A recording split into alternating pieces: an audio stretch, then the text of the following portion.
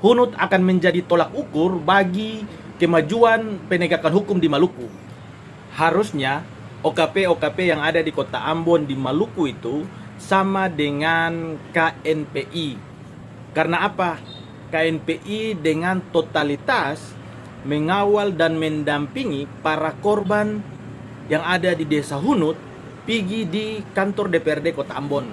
Kemudian dengan lantang sekretaris KNPI itu mengomentari dan menyayangkan sikap dari Polda Maluku yang sampai hari ini terkesan menutup-nutupi, dan proses hukum dari penanganan kasus yang ada di desa Hunut itu terlihat sangat jelas bahwa kasus ini hanya jalan di tempat. Makanya katong jangan diam, katong harus terus menyuarakan, katong harus kawal kasus ini sehingga para pelaku itu ditangkap dan diadili. Hari-hari ini Maluku itu paling sering terjadi konflik horizontal. Karena apa? Karena para pelaku kasus-kasus yang ada sebelumnya itu tidak jelas kemana orangnya, tidak diadili, tidak diproses hukum, sehingga yang lain juga akan besar kepala bahwa hukum di Provinsi Maluku, hukum di Tanah Maluku ini pandang bulu.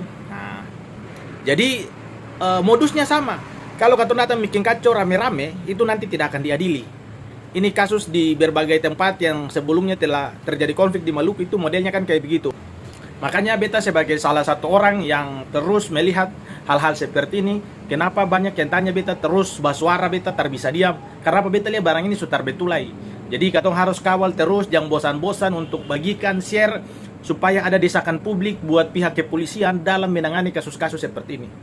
Hunut akan menjadi tolak ukur bagi kemajuan penegakan hukum di Maluku. Kalau hari ini penegakan hukum terhadap para pelaku yang melakukan tindakan pengerusakan, pembakaran, provokasi, dan segala macam yang terjadi di Hunut tidak diadili, maka sejarah akan mencatat bahwa penegakan hukum di Maluku sangat lemah dan sangat terlihat pandang bulu.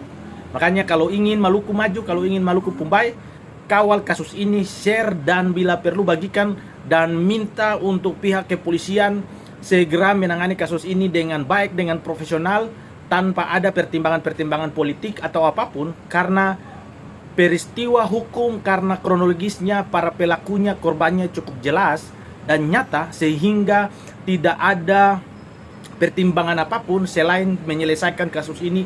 Para pelaku yang terlibat itu harus diadili.